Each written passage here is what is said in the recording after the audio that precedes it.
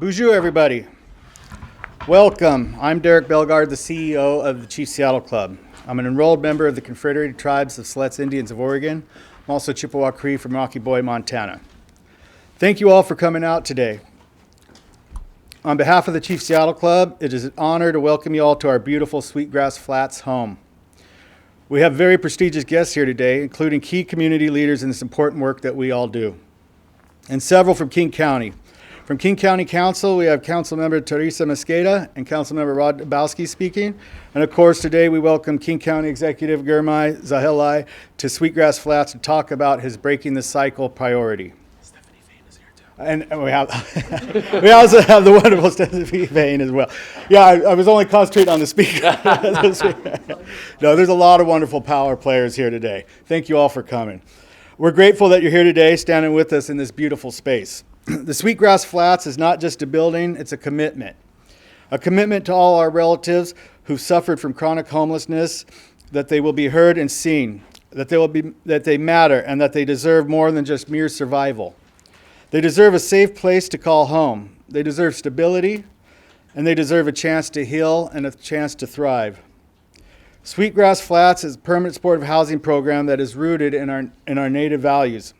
Our native values of belonging, dignity, and community care. It was created for people who have been told for decades and even centuries that this system was not built for them. Today, with our partners, we prove that when housing is paired with culturally responsive services like ours, people don't just get housed, they stay housed. They reconnect and they reclaim their futures. At the Chief Seattle Club, our work has always focused on addressing chronic homelessness at its roots.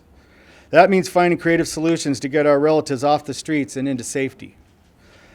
It means meeting people where they're at. It means understanding that homelessness is not a personal failure, but the traumatic outcome of disenfranchisement, disinvestment, and systems that have for too long excluded and marginalized Native people and other communities of color.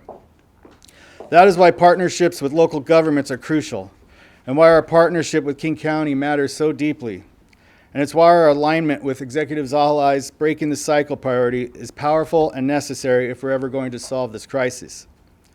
Breaking the Cycle recognizes a truth that we see every day, that the most effective way to reduce homelessness long-term is to intervene early, stabilize people permanently, and stop the revolving door between the streets, shelters, emergency rooms, and the jails. Permanent supportive housing programs like Sweetgrass Flats is just one way that we can do that.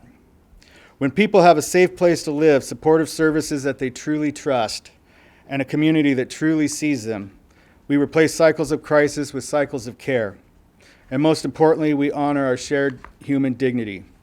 So today is more than just a gathering or an announcement. It's about a shared commitment. It's about what's possible when policy vision and public investment and community-led solutions like the Chief Seattle Clubs can come together. To King County, I raise my hands and say Chi Miigwech for being a partner who understands that true commitment and bold solutions are necessary to meet this moment. To King County Exec Girmay Zahalai, thank you for championing an approach that centers housing and equity and paves the road ahead for long-term impact. We're proud to highlight Sweetgrass Flats today, proud of our relatives who live here, and we're proud to stand alongside you as we continue this work together, breaking cycles and building pathways, homes for all of our relatives. Miigwech. Now, without further ado, it's my pleasure and my honor to introduce our first speaker today. As the 7th elected King County Exec, he oversees one of the largest governments in the country, leading more than 18,000 employees who provide services to 2.3 million residents. As the first immigrant, first refugee, and first millennial to hold the executive role, he is working to make county government more responsive to the people it serves. Ladies and gentlemen, King County Exec Girmay Zahalai. Thank you so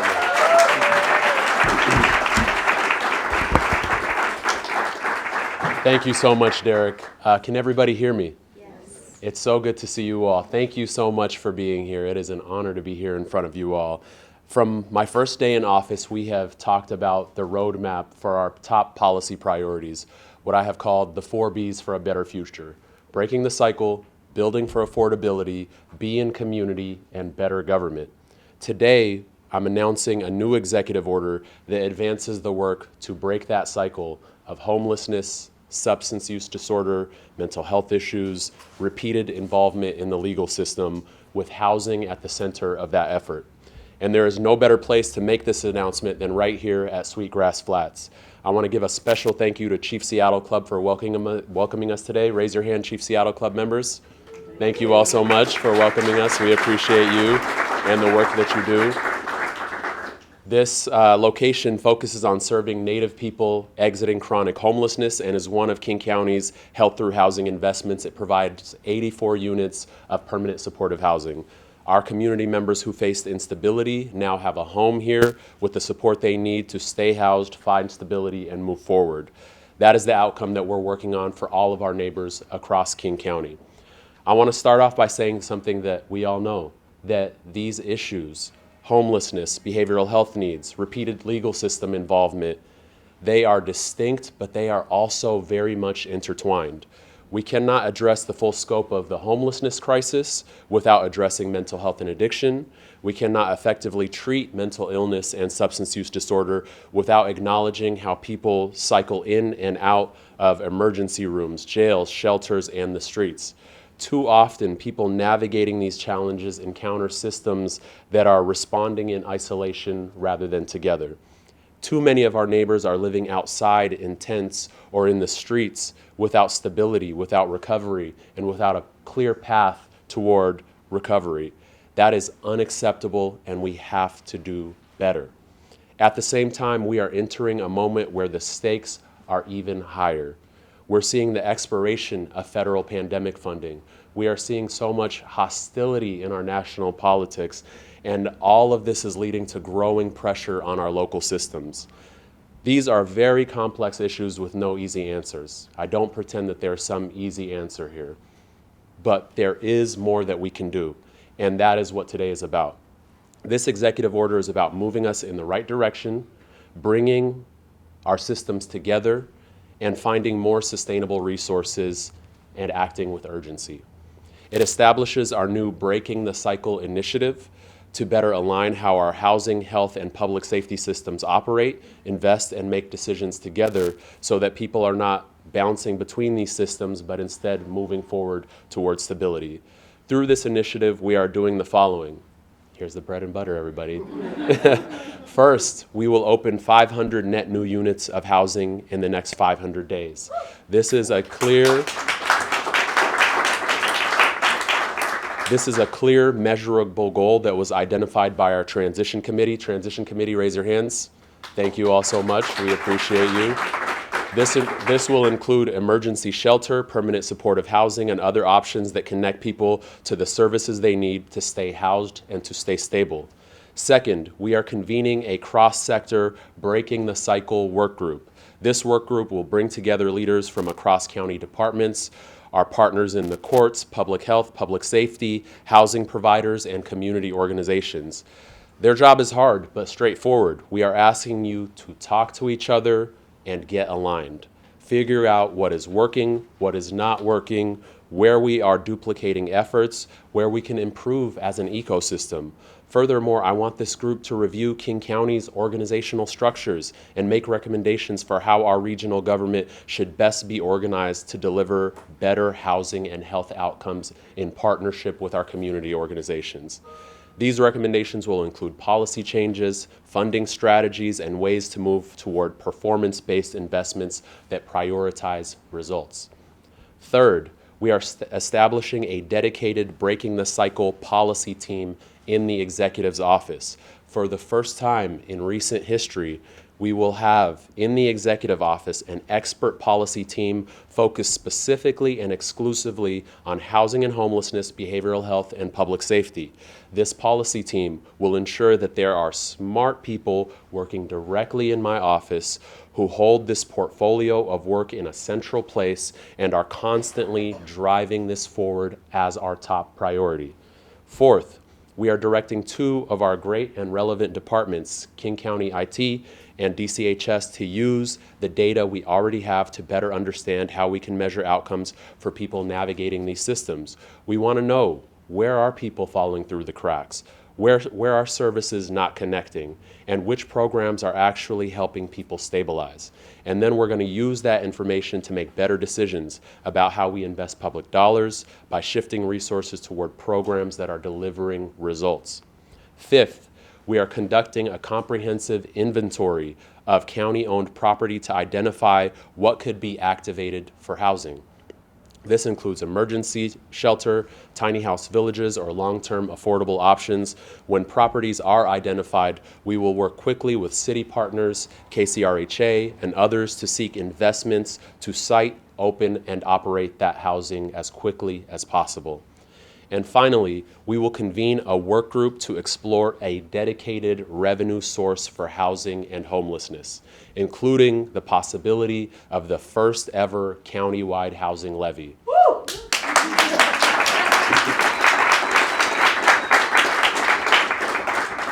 Sustainable solutions require sustainable investments. And as we explore a dedicated revenue source for housing, there are a few things that are important to me. First, I want a clear understanding of how any proposed revenue source impacts affordability in this region. We cannot simply assume that raising property taxes to build affordable housing will on balance improve affordability. It is so important that we include this factor because people are really feeling the pain of cost of living right now, and taxes play a major role in that. So we have to make that a central part of the work that this group does. Second, I want to see a meaningful investment in emergency housing and shelter, along with the strategies that can quickly bring people inside. Third, these housing investments must be fully connected to the broader breaking the cycle system we are building, including behavioral health stabilization and reentry supports. Fourth, we must be intentional about reducing racial disparities in these systems and serve overrepresented communities effectively. That means investing in culturally competent programs. That means prioritizing reparative strategies. It means strong community partnerships, especially for the overrepresentation of our African American and Native communities in homelessness and behavioral health systems. That must be central to this work. Finally, my commitment to better government continues. The last executive order that we worked on was around better government. Not only do we need to be responsive to community needs, but we need to continue to be accountable for how money is used and achieve the outcomes that King County residents want to see. Thank you all so much for being here. I want to close with just making what we talked about accessible for the community members who may have heard this.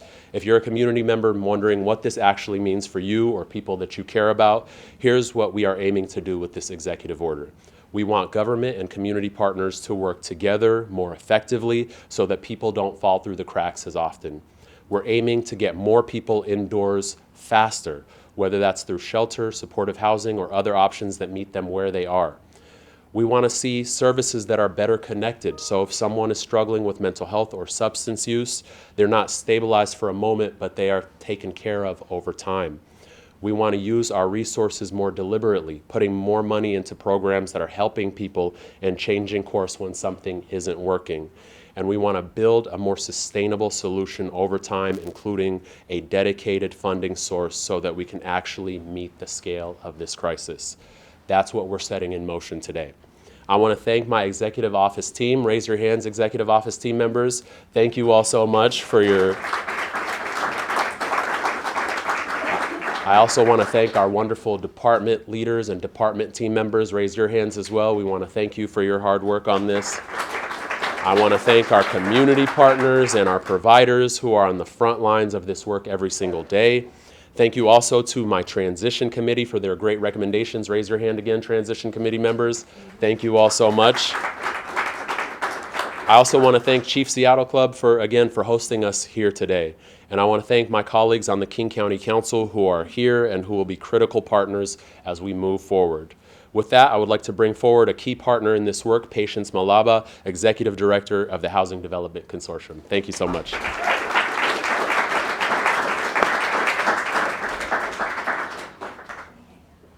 Thank you, Executive Zahalai. I am thrilled. This is a great day in King County. And I just want to begin by thanking you on behalf of the Housing Development Consortium. HDC is the membership association of all of the major affordable housing providers across all of King County. And we have long known that there is a connection between our behavioral health system and housing provision, and there's been a persistent gap. All of you in this room understand that, and County Executive Zahalai, for you to come in with this bold leadership of acknowledging the gap, but not only acknowledging it with the coordination that's going to be necessary, the analysis, the feasibility work that's going to be done proactively, but also acknowledging that we've got to invest resources. HDC strongly support a King County-wide housing levy that is going to invest in behavioral health services to ensure that the tool that we have today, which is a permanent supportive housing tool, proven with data to address chronic homelessness, gets the resources it needs with behavioral health services, with healthcare support proactively that can support people as they get off the streets into homes and be on a path to thrive. So thank you. A round of applause for County Executive Zahalai for this work. This is truly how we break the cycle of homelessness, with a very clear focus on high acuity behavioral health needs across our community. Today, permanent supportive housing, which is the tool, and there's a spectrum of tools, and I appreciate that we're going to be investing in all of them. But permanent supportive housing today in our community is at a standstill. We don't have a pipeline of new homes that are coming online. Homes like this for people to be able to thrive and have whole health. The federal funding uncertainty has threatened our ability to produce that housing. And the gap in operating funding that we all have long known shows up today more clearly than ever. And we have a responsibility as the Martin Luther King County to invest in homes and services and make people whole and healthy. And this is how we do that work. We stand behind King County Executive Zahalai. We will come alongside you. We have many of our members, HDC members and partners who are here ready to work alongside you, ready to work alongside elected officials across all of our region to get to a path where we can pass, for the first time, a King County-wide housing levy that is unfragmented and invests in meaningful areas of support for people so we can provide housing, we can provide robust behavioral health services, and be a county that thrives. The need for housing is urgent. We don't need to preach to the choir in this room.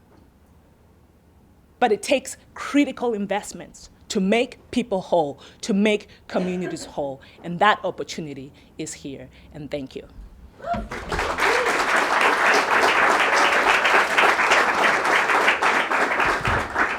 I'm so glad I spoke before Patience. Yeah, thank you.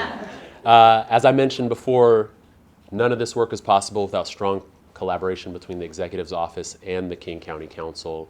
We cannot move forward without the Council's partnership. And I want to acknowledge that we have Councilmember Fain here. I saw Councilmember Lewis walk in as well, and Councilmember Dembowski will be speaking. But next up, I want to invite the Chair of the Health, Housing, and Human Services Committee for the King County Council, a true champion for housing in our region, Councilmember Teresa Mosqueda.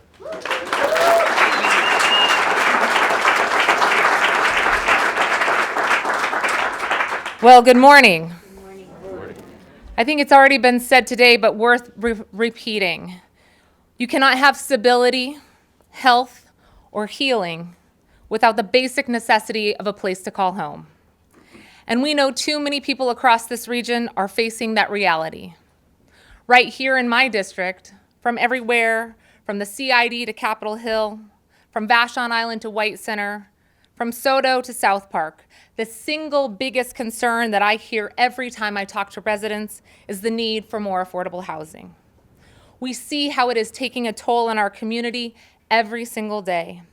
Rents rising, pushing people out of their homes, pushing them out of our community or into homelessness. We see coworkers and parents living in their cars, sleeping overnight in their vehicles while they still work 1, 2, and 3 jobs because it is too expensive to live anywhere in this county, let alone close to their place of employment or their community. The anxiety, the stress, the consistent pressure that is created by not having affordable and consistent housing means people are living paycheck to paycheck, worried about eviction, and that is causing them short and long-term stress on their health, both physical and mental health is worsening. Family members and community members struggling with the unmet behavioral health needs or substance use disorder, often because people are self-medicating because of the health crises that they're under, finding themselves trapped in these cycles of homelessness that are incredibly difficult to escape. And without safe and consistent places to live, everything else becomes harder. Holding a job, staying healthy, supporting a family, or maintaining ties to a community. These are the basic obligations of life that are impossible without a place to call home.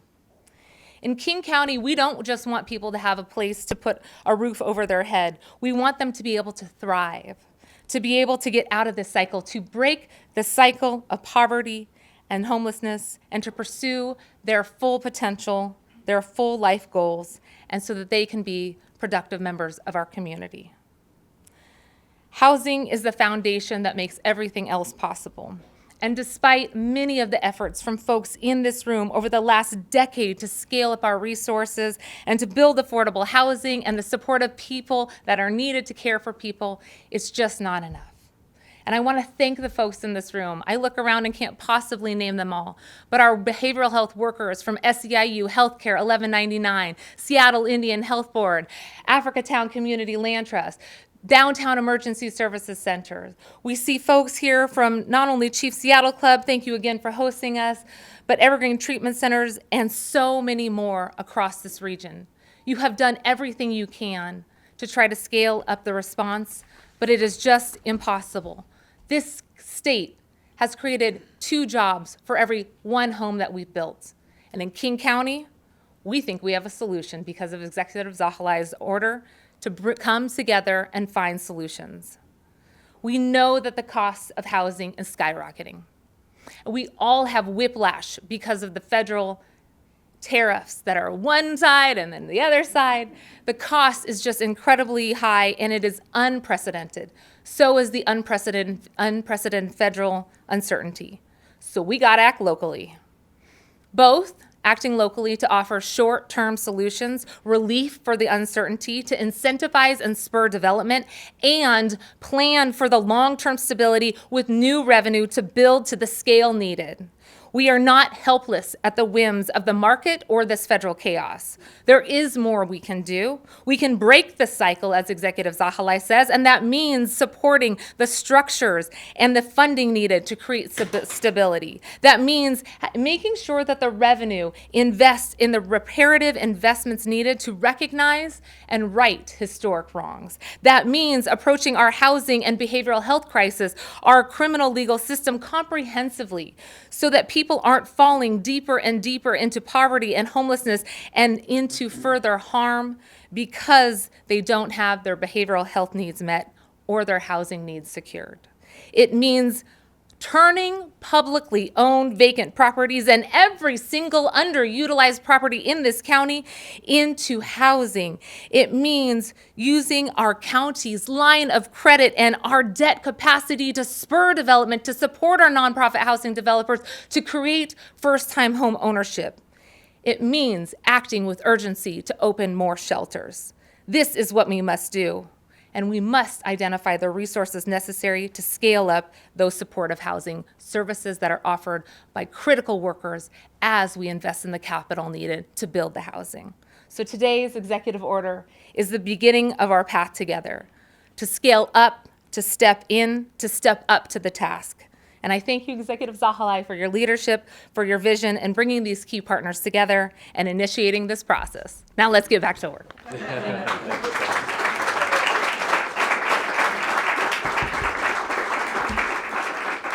Next, I would like to invite another King County Council member, true champion for housing and good governance, our Budget Chair, Rod Dembowski.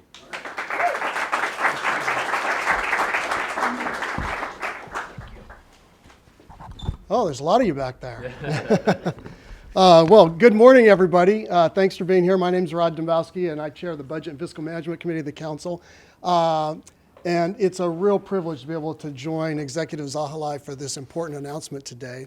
I need to say, now I've served 13 years on the Council, and I've been in rooms like this before, where we have made commitments and set our sights high.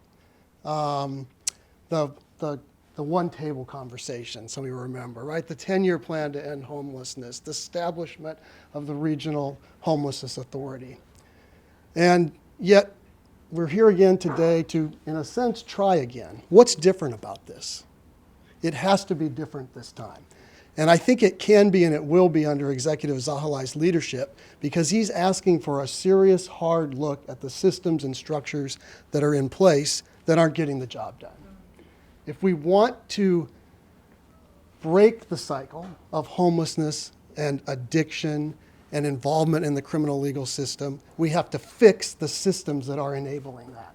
And that is the power of this executive order, and not the task force, but the work group. Important words, the work group of experts that's going to come together on a pretty short order to do it.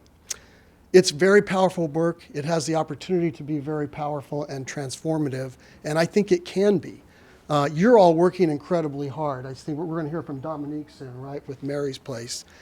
You know, if you visited Mary's Place, just as an example, you know the power of that organization and its ability to change lives. You see them, used to be Marty, now it's Dominique, engaging with mothers, getting them housed, getting them onto their next place in life, helping them with their job applications, getting their language and other skills up to date. It is a transformative organization. And today they will turn down, when people call, dozens of moms who are looking for a place to bring their kids inside tonight to be a part of that program. So we absolutely do need more resources for effective programs, but we have got to fix our system first. And we have a lot of the system in place. Executive Zahalai led our effort for the crisis care centers. Over $1.2 billion, voters approved over a 9-year levy. We're going to build those out. That's an important piece of infrastructure. We have the MID, the Mental Illness and Drug Dependency Sales Tax, $100 million a year. We are going to restructure that to make sure it's effective and integrated into the system. We have the 10th of a penny for health through housing. We're marching forward to open those units. It's taken too long, but he's going to accelerate that. They have to be integrated into the system. We have the 10th of a penny for public safety. That has to work together. The dollars, well, there's a significant amount of money invested in this system, but it's not working together as well as it should. Let me highlight, if I can, just one piece of the system that I think is illustrative, and it's mentioned in Executive Zahalai's order, and that is at Harborview and the respite bed system. The county owns Harborview. It's run by UW Medicine. They do a tremendous job. We only have a few dozen respite beds. Respite beds are places where when you're discharging a patient from the hospital and they don't have a place to go, they can go and get a lighter level of medical care. Bandages taken care of, medication delivered. These are folks that often will otherwise be on the street. We need maybe 100 respite beds, and we have maybe 30, okay? This is a place, and a respite bed costs about $400 a night to deliver care to that patient. In hospital, you're looking at up to $2,000 a night. So it's 20% of the cost. There is an opportunity to deliver capacity, and we have resources where we can do this, that's needed, that will save money, and that will reduce the return cycle. Instead of putting somebody onto the street where they cannot care for themselves, and in a few days they're back in the emergency room, driving up costs, and cycling around and around, and ultimately dying, we can turn that we can turn that around. We can build those kind of beds, we can change that system, we can save money, and we can let people live with dignity and respect and in a healthy way. I'm excited to see that in there. I never want to follow Gurmai, Patience, and Teresa again on a program because they are three incredible speakers, and you're about to hear from a fourth who just, I mentioned, does tremendous work, but I'll let the executive do it. I'm excited about this work. Let's come together and not come back next year and say, boy, it was a good effort, but we didn't get it done. Let's get it done. Let's make hard choices. Let's fix the systems that are facilitating the cycle that we want to break. Thank you so much.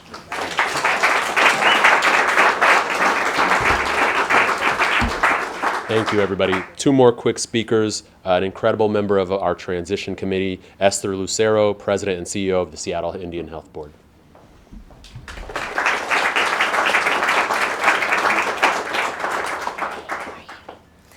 Yat everybody, my name is Esther Lucero and I'm Dene. I'm my mom's side Latina, my dad's side.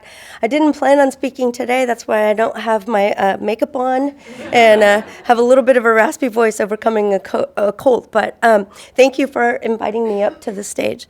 It's really important that we have this conversation. As the chair of the Breaking the Cycle Transition Committee, I couldn't be more proud of the result of and the outcomes. Executive Zahalai, you have gone above and beyond our expectations, and you've moved swiftly on this. And what we asked of you was to really put a plan in place that was about collaboration, building upon our community strengths, right? Like really investing in the good work that's occurring now, bringing folks together so that we could address this chronic homelessness in the cycles of substance use and mental health challenges and all of those things as a collective community. What you've put forth today really sets us up in a good way to do that. And I love that we are standing on the property of Chief Seattle Club with my brother Derek right there, because what that shows is that you understand what true equity work is about. Because you're standing on this land for tribal people with an organization that has put forward so many housing opportunities for our communities, right? That's about investing in power. That's about recognizing our brilliance and you saying we can do this together. It is an honor for me to have worked with this transition team. It's an honor for me to continue to work with you. And I just want you all to know the thing that Executive Zahalai has asked us to do is stand together in community, to show up for one another, to link arms, right? And rise up in a very challenging time. One of the things we talked about in that transition committee was being like the hummingbird, moving between worlds, right? Creating an intersection between each one of us, so that we can weave together our power. That's our responsibility now. Resources are coming, plan is clear, stand up together, and let's get the work done. Yeah, thank you.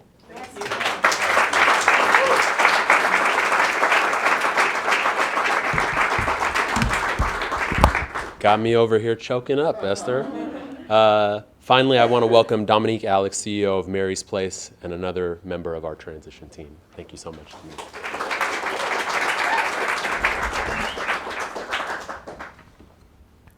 Thank you so much for having me here today. I feel like I'm in a room of giants, and I know we can get this done.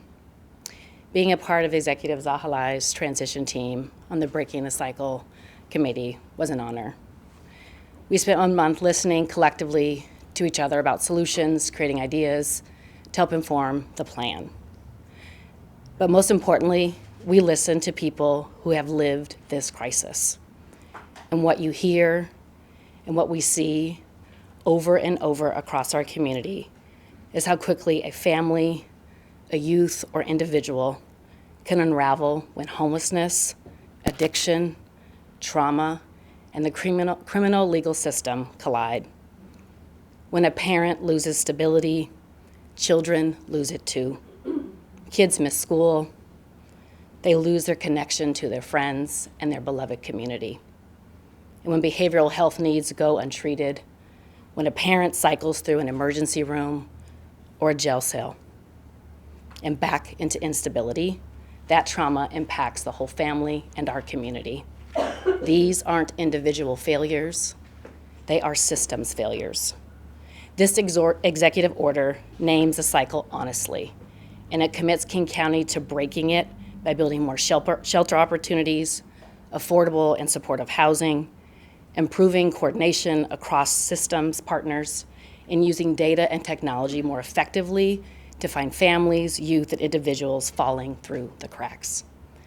This clarity of purpose is what real change requires.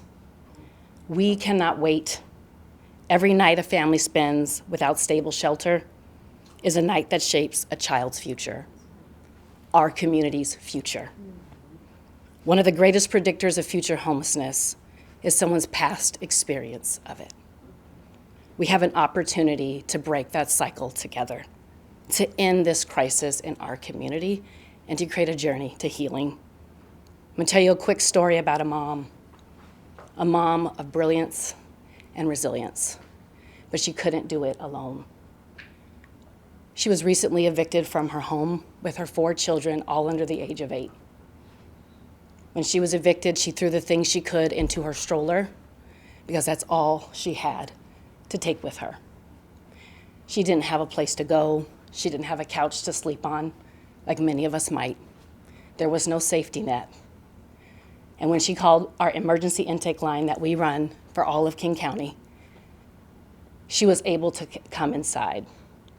But like you heard earlier by Councilmember Dembowski, we get 50 to 60 calls every single day, and only 1 or 2 of those families are able to come inside because there's just not enough room for the need that is outpacing the resources in our community.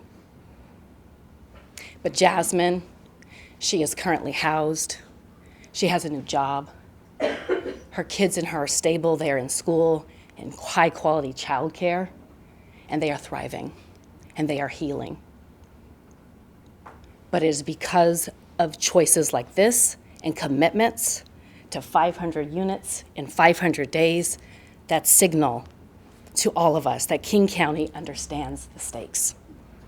So stories like Jasmine's can come a reality for more of our neighbors. I want to express deep gratitude to you, Executive Zahalai, for bringing service providers into this process. The people closest to the crisis have knowledge that policy can't be written without. Being heard matters. Being included matters. And this order and our community are better for it. I'm grateful to Executive Zahalai for turning those transition team conversations into action. Homelessness is not inevitable. Neither is the cycle that can trap our neighbors in crisis. What we know, what this order affirms, is that when housing, health, and human services work together, people don't just survive. They stabilize, they heal, they recover, and build resilience. They thrive. That's the through line. And when all of us, government, providers, and community stay connected and committed, this is solvable. I believe that, and I know many of you in this room do too. Today gives us more reason to believe. Thank you.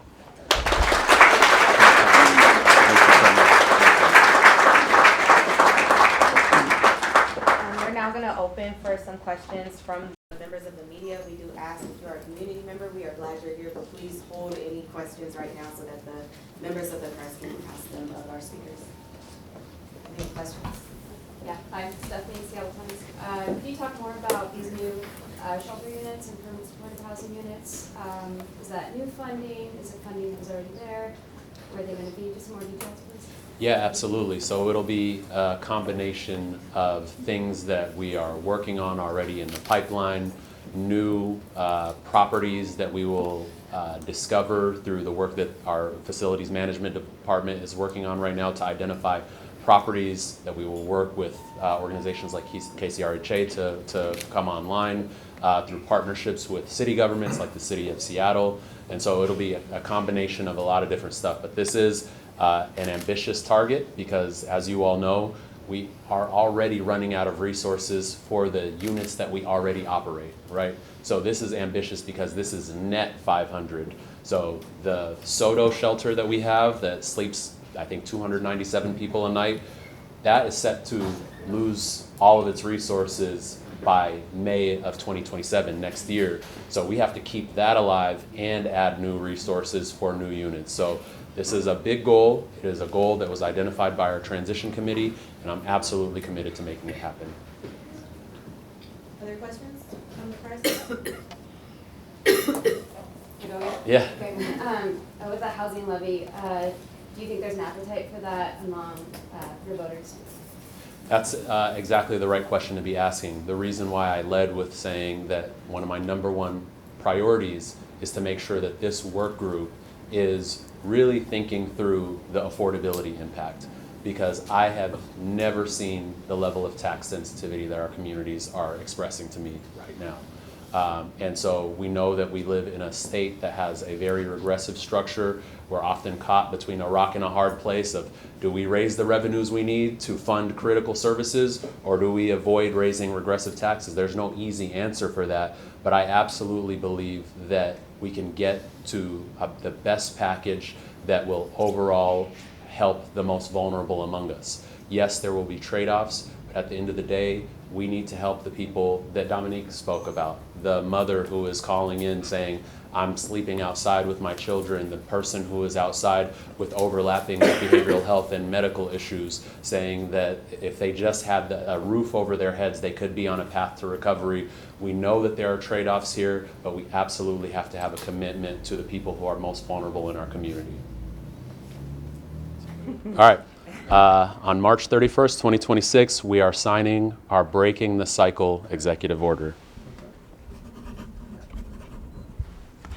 It is now signed.